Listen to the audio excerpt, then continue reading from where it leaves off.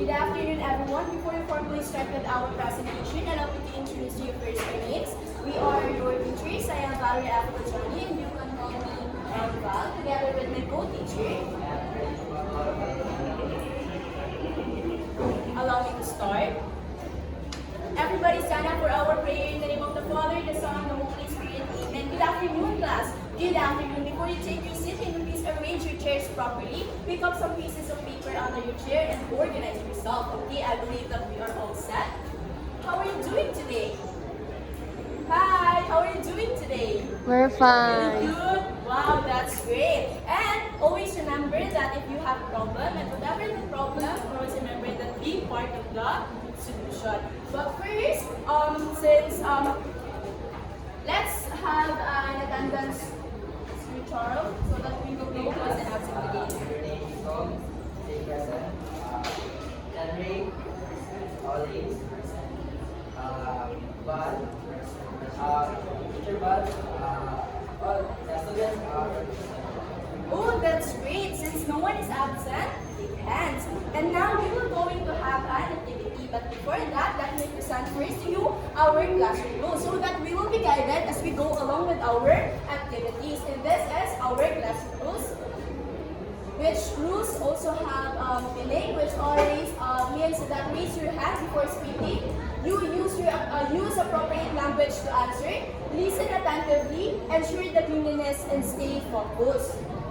Okay, and as we start with our activity, I want you to actively participate, guys, because for those students who are going to participate, we also have a voucher. In this voucher, also have a reward of our, have an equal reward of our reward station. Okay, and the more you participate, the more voucher you will receive, and the more reward you would have. Okay, Teacher Charles, can you please read for our first activity? Okay, class, since Ma'am Val already discussed the guidelines, now we'll start our activity, and this activity titled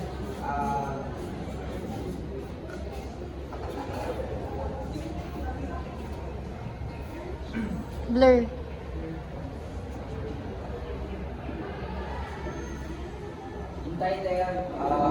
Pick the right set.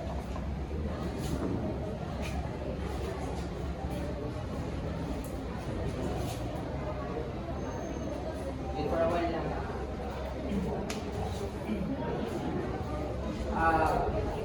I will be going to present some of the questions, and here all you need to do is raise your hand if you want to answer. Then you give you a voucher for your reward after the activity. So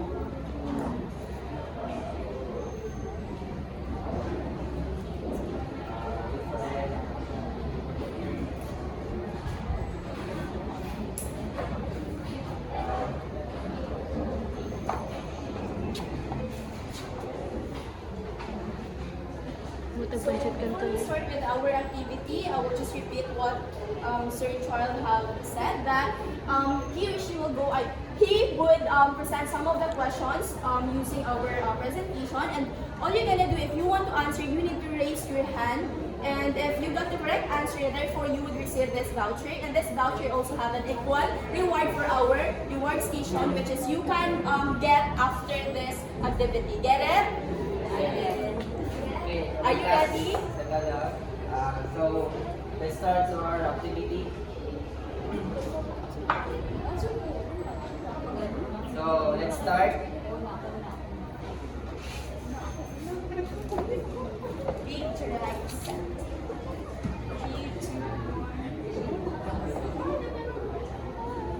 So what symbol is this?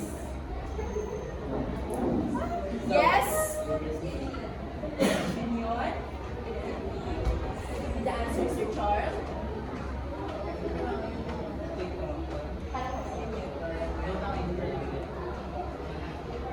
Wow, correct. Here is your voucher. Alright. Next question. Okay.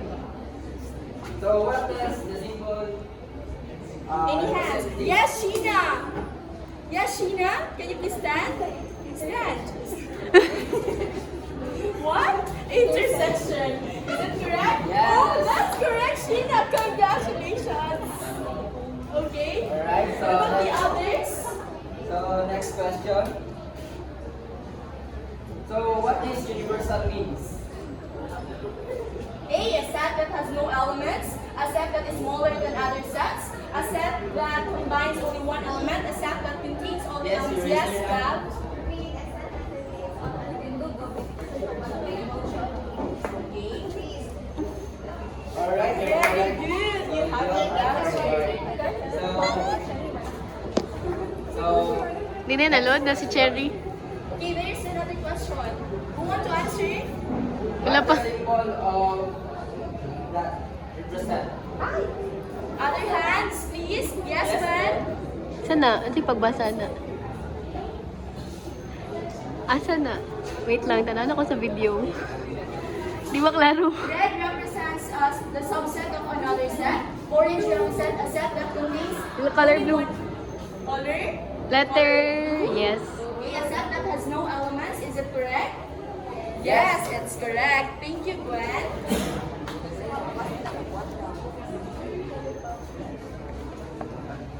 So last question. We have last question. What does this symbol mean? Yes, other hands. Boys at the back.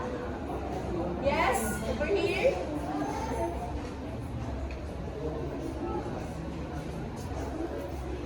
Yes, Raise your Papa. hand. Green. Set that you play within another set. Yes. Is it correct? Yes. Yes, it's correct. So thank you for all your participation. So I will leave to Mangba for Okay, thank you so much, Teacher Charles. Okay, great. It seems like everyone is enjoying for our activity and participating activity, isn't it? Hi. Okay. But now let's proceed with the next activity, which is entitled Ready, Set, Group. And in this activity, we will going to have a grouping. So this would be the group 1. I'm serious, Group 1, this would be the group 2, the group 3, Serious as well as daw. the group 4. And what we're gonna do is we will going to present any picture, a set of picture rather, and we will going to classify them based on the habit that they give. Get it? And if you you just need to pick one representative to raise your hand, okay, of which group who want to answer. Okay, so mapaspasay siya.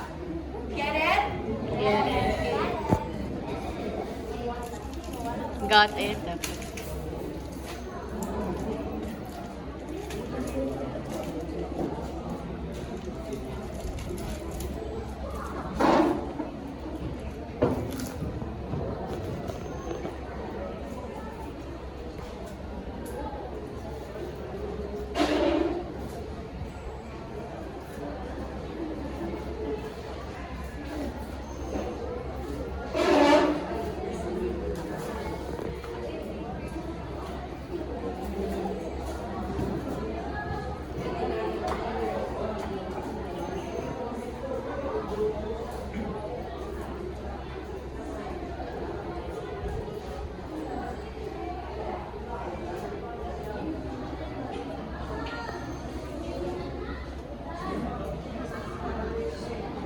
Okay, are we all ready? Yes.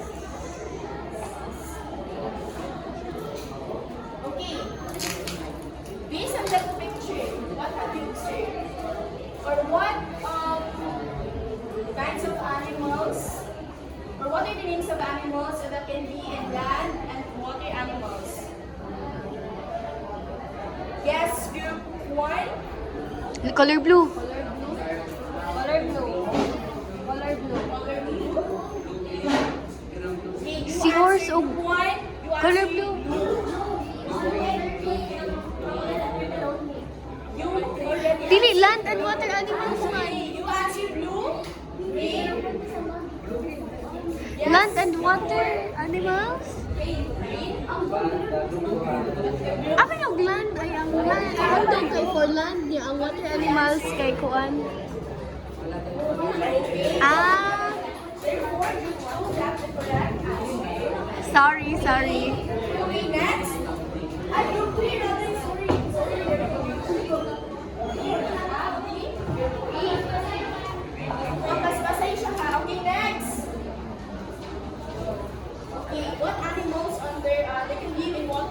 Blue. Group 1.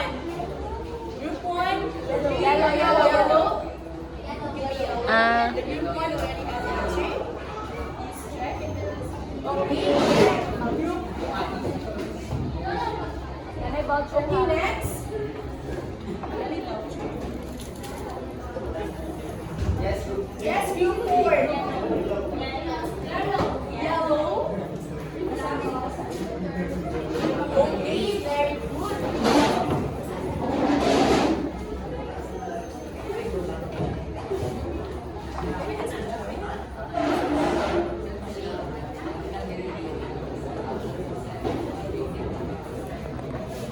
Okay, in that, as we can observe, the group that has correct answer would be the group 1, 3, and 4. Therefore, the group 2 don't have any answer. But I hope that you also enjoy our activity. Okay, so based on our activity or based on the activity earlier, is what you have observed on those images.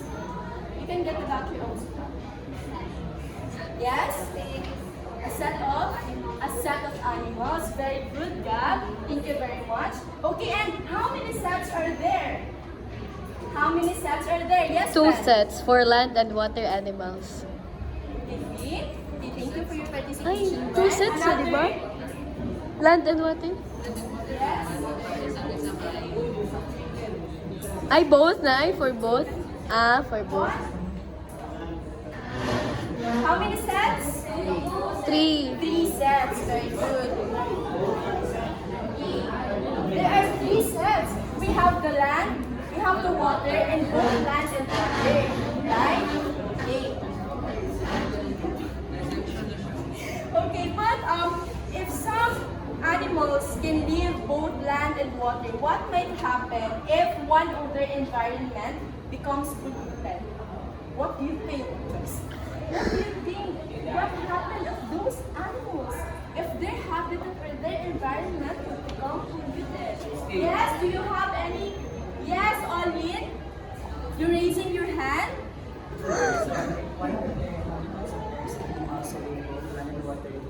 They might have a transition for habitat like from water that they will move to land. Very comprehensive answer. Thank you very much, Olin. Yes, that's right. It will lead to danger of the other of their lands. Now, what can we do as a student in order for us to help maintain balance in their habitats where different sets of animals live? Hello, guys. What can you do? What can we do as a student to help maintain balance in their habitats where different sets of animals live? Anyone? Protect and preserve. Protect and preserve. Anyone? There, kuan. Okay, very good. They could also lead to, we can be our responsible students because every action has opposite and reaction. There has opposite reaction. Okay. Very comprehensive. And now, let's proceed with another activity entitled Set the Connection. Okay, with the same group, I want you to identify the items and after that, we will also give the observation and have the answer based on the following questions, which is, okay? After that, we're going to identify the items. We'll also have common list answers, which is from our following question, which means which materials belongs to both set, and why is it important to know how to classify this in real life. So I will give you 1 minute to come up with your output and you will going to present it in front, okay? Get it? Okay, okay. Timer starts now. 4, 3, 2, 1. Okay, exactly. Now group 1, can you please present your output? Okay, very good. And group 1, how did you determine what belongs to each set? Okay, exactly. Next, the group 2. Thank you very much for your presentation, group 2. What happened if we combine two sets? Why do you say so? Okay, very good. The group 3, can you please present your output? Okay, very good. And what if we only take, sorry. What if we only take of, with the least have in common of both sets? Okay, very good. Same with the group 4. Okay, thank you for your participation. And since we're already done with our activity, guys, do you have any idea what would be our topic for today? Okay, very good. Without further ado, welcome to our new topic, which is all about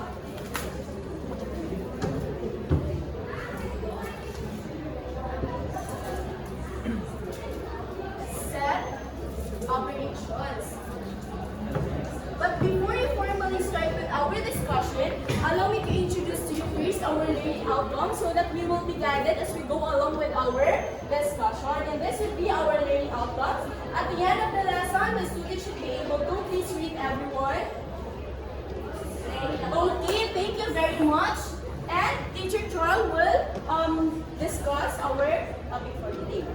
Alright class, I am the first to discuss what is set operation. So, for you, what is set? Yes, lab. So, that's correct. No? A group that are called sets. That set may be true of as a collection of objects, like a set of numbers, a set of shapes, a set of alphabetical. So, in a set, they have operation of sets that union and intersection sets that can be presented using the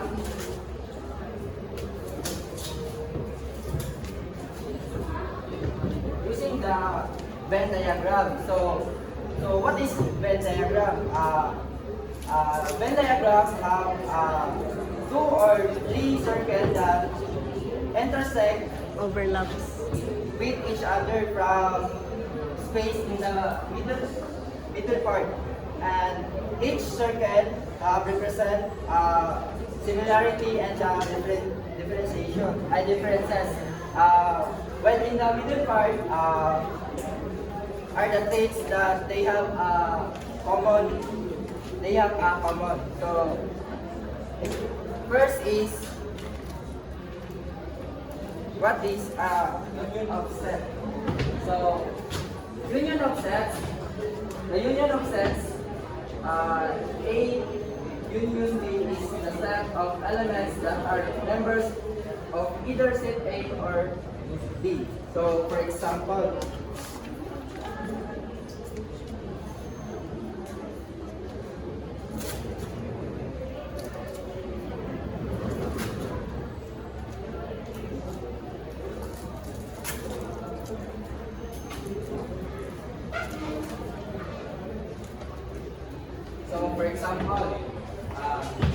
if our set A, they have 1, 2, and 3, and our set B is 1, 2, 4, and 5. So what will be the RB?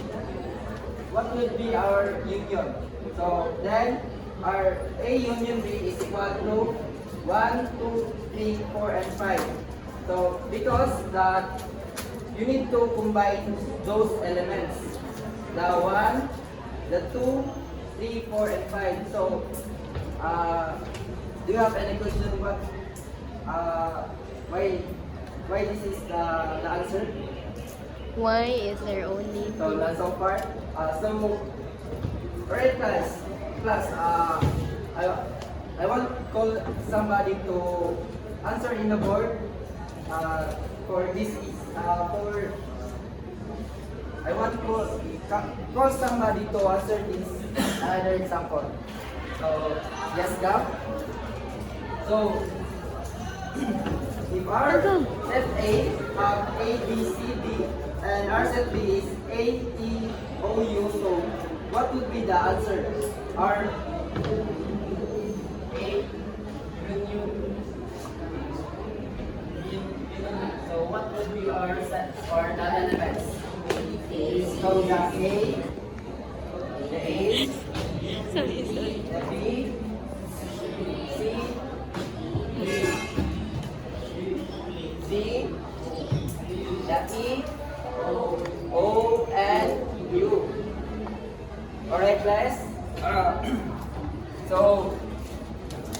Did you get it, the one? What is the union of sets? Yes. So let's proceed to another. So the intersection of sets. Sila A Che, baby. intersection Sila Che, oh. is the set of all elements that is common to sets that the set A and set B that the same elements. So that, for example,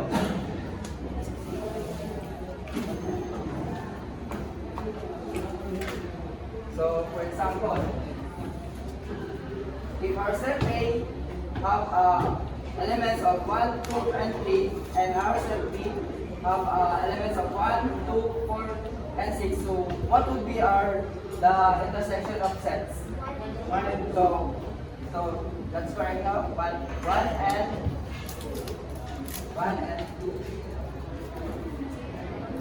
So another example, if our set A may have elements of A, B, C, D, and E, and our set B have A, E, I, O, U, what would be the intersection of those sets? A and D, no? Alright class, that's correct. A and B. And for the next discussion, I will give to Bang Hall.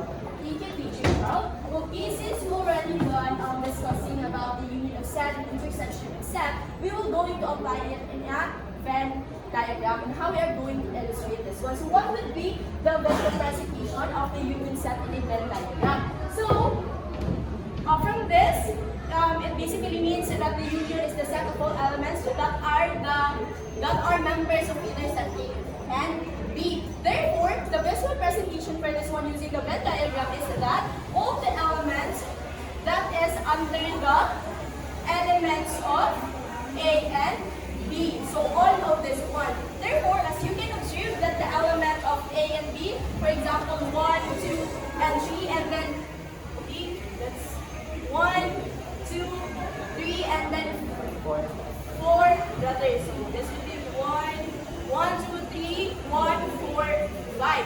Therefore, if you will going to write this, or what is the universal set of this using the Venn diagram, all the elements that you have observed or seen in this, both elements in the set A and B, you will going to write it like this one. So, sorry if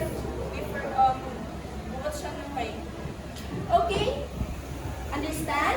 Okay, so for the intersection of set, it basically means that they are overlapping. So what are the elements that are overlapping, or what are the elements that are in common of both set? Therefore, we will going to identify the intersection of set using the Venn diagram, which is in the center of this one, which basically means that the set A and the set B has the common elements. Therefore, we will going to write in this area of our Venn diagram. Get it? Okay, get it. Now, let's proceed with the next type of a set operation. We have this difference of two sets. Okay, so what is a difference of two sets? Which it is written as A minus B, which basically means that a set of elements A is elements in A rather that are not in element B. Therefore, so say for example, we have this example. Okay, so if we have the elements of A, which is 1, 2, 3, as we will going to use it. Okay, 1, 2, 3. Makita niyo siya? Hi! Hello! Makita niyo siya ang element ni A? Okay, the element of A daw is 1, 2, and 3. And the B is the element of B is 1, 2, 4, 5, 6. So A and B. So what are the elements in A that is not in B? Get it? So what would be the elements that is not in B? 1, diba na siya? So we're just going to replace that 1. Next, 2. Is there an element of B in B? None. Therefore, our first element which we're going to write this one, A minus B, we have only 3. So therefore, the elements, the difference of two sets, which is A minus B, we have the 3. And if we will going to revise it or vice versa, we have B minus A, we will also come up with the answer of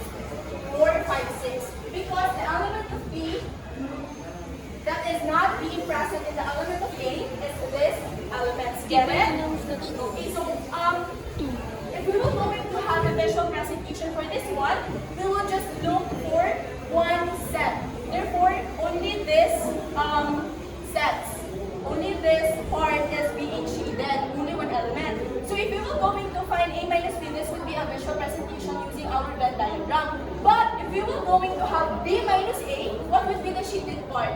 B.